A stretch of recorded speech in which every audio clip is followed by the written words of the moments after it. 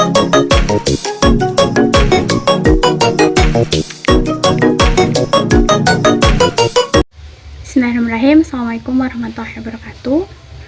Perkenalkan, nama saya Lucy Kusnaini dari program studi 1 Sistem Informasi.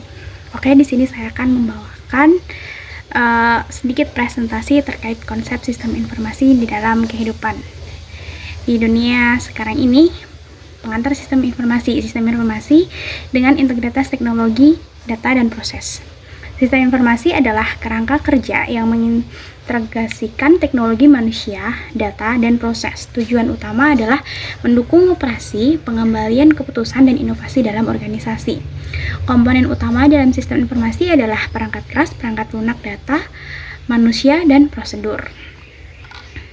Selanjutnya, fungsi dan jenis sistem informasi. Fungsi utama dari sistem informasi ini apa sih gitu ya? Untuk yang pertama yaitu meningkatkan efisiensi, yang kedua meningkatkan akurasi data, dan yang ketiga ada memberikan nilai tambah pada organisasi. Oke. Selanjutnya jenis-jenis sistem informasi. Yang pertama ada TPS atau Transaction Processing System, yaitu adalah mengelola transaksi harian. Untuk yang kedua ada MIS atau Management Information System, mendukung pengambilan keputusan manajerial. Nah, yang ketiga DSS atau Decision Support System, membantu menganalisis keputusan strategis. Dan selanjutnya ada AIS atau Executive Information System, di mana ini adalah informasi untuk eksekutif. Dan yang terakhir ada ERP. ERP ini Enterprise Resource Planning, integrasi seluruh proses bisnis, yang sering kita dengar ya, ERP itu biasanya. Oke, selanjutnya untuk penerapan sistem informasi ini untuk di era sekarang ini adalah salah satu contohnya adalah mobile banking. Mungkin teman-teman semua sudah tidak asing ya untuk sekarang ini untuk mobile banking gitu. Semua orang mungkin ya, halayak umum sudah mempunyai akses untuk mobile banking gitu. Selain mobile banking juga sekarang itu banyak banget kayak aplikasi-aplikasi yang ada di Play Store atau mungkin App Store atau yang lainnya yang menyediakan pelayanan untuk mengelola keuangan kita gitu kan. Jadi lebih mudah ketika orang tidak ingin menggunakan nomor rekening atau membuka rekening baru, dia bisa langsung mendownload aplikasi tersebut terus digunakan gitu, seperti contohnya Dana, GoPay, OVO gitu, misalkan kayak ShopeePay atau mungkin yang lainnya itu mungkin lebih mempermudah. Oke, di sini saya akan membahas tentang sistem informasi keuangan dan perbankan atau mobile banking. Oke, layanan digital berbasis aplikasi untuk mengakses perbankan melalui perangkat seluler, mobile banking itu ya. Oke, mengintegrasikan teknologi informasi dengan layanan keuangan. Terus biasanya sih itu bisa mempermudah berbagai transaksi tanpa perlu datang ke kantor cabang.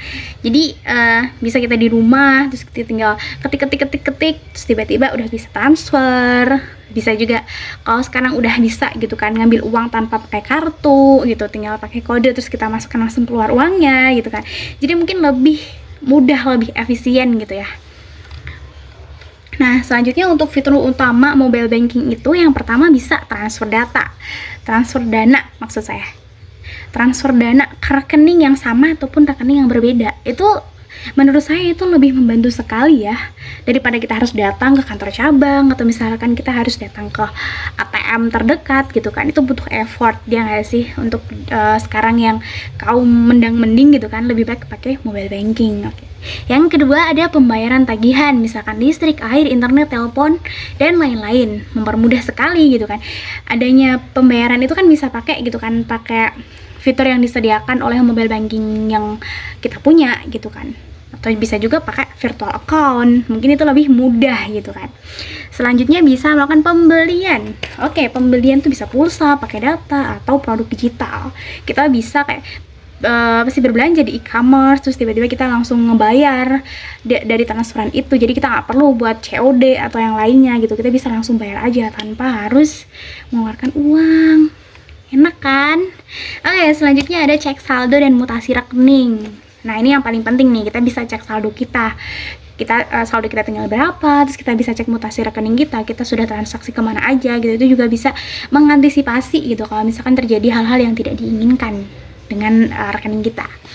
Selanjutnya deposito dan investasi, bisa lah ya untuk membuka deposito dan investasi, itu pasti bisa, mempermudah banget pokoknya. Selanjutnya ada manajemen keuangan. Manajemen keuangannya mungkin bisa berhubungan sama mutasi tadi ya.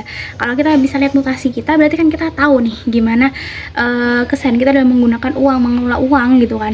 Kayak oh ini uang keluar masuk segini, jadi kita bisa memanage uangnya untuk kedepannya. Nah selanjutnya ada keamanan.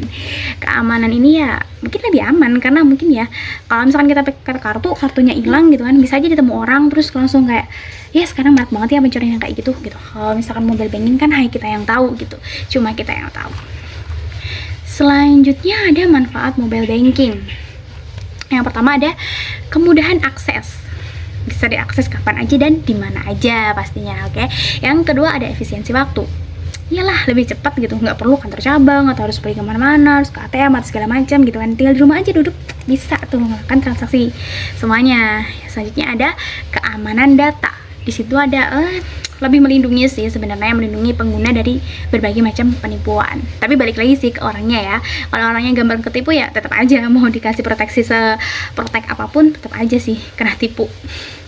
Selanjutnya ada penghematan biaya. Iya bener banget, bisa mengurangi biaya operasional. Seperti kalau misalnya kita ke kantor cabang, kita butuh effort kayak misalkan kendaraan, bensin segala macam butuh dong. Apalagi kalau misalkan habis ambil uang terus kita pulang, kita harus jajan segala macam, nah itu bisa menghemat biaya banget. Dan selanjutnya yaitu layanan 24 jam per 7. Jadi dia bisa ngelayan kita 24 jam per 7 lah setiap saat gitu. Enak kan? Selanjutnya ada tantangan dan solusi mobile banking. Kalau misalkan tantangan sih sama resiko pasti ada ya, segala macam aplikasi ataupun segala macam yang kita lakukan pasti ada resiko dan tantangannya. Oke, di sini ada 3 tantangan atau mungkin yang kemungkinan buruk yang terjadi. Yang pertama ada keamanan data, resiko peretasan dan kebocoran. Itu pasti kalau kita nggak hati-hati gitu kan dalam menggunakan media sosial dan segala macamnya, pasti bakal terjadi sih. Untuk solusinya ya gunakan enkripsi yang kuat dan pembaruan sistem berkala. Terus selanjutnya aksesibilitas. Tidak semua pengguna memiliki smartphone atau internet ya kan. Untuk orang-orang yang mohon maaf gitu ya, maksudnya tidak menggunakan internet, pasti dia bakalan susah untuk menggunakan e-banking ini sih. Solusinya ya menyediakan layanan berbasis USSD atau SMS banking. Jadi pakainya masih SMS jadul banget gitu. Ya kan kita nggak tahu ya, semua orang ada yang masih udah punya akses buat internet, ada yang nggak, ada yang punya smartphone, ada yang masih pakai mobile phone biasa gitu.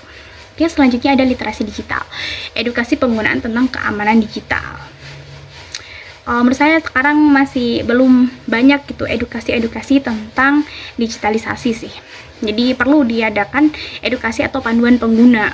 I think enough. Mungkin cukup sekian dari saya. Apabila banyak kesalahan, mohon maaf. Wabillahi taufiq wal hidayah. Wassalamualaikum warahmatullahi wabarakatuh.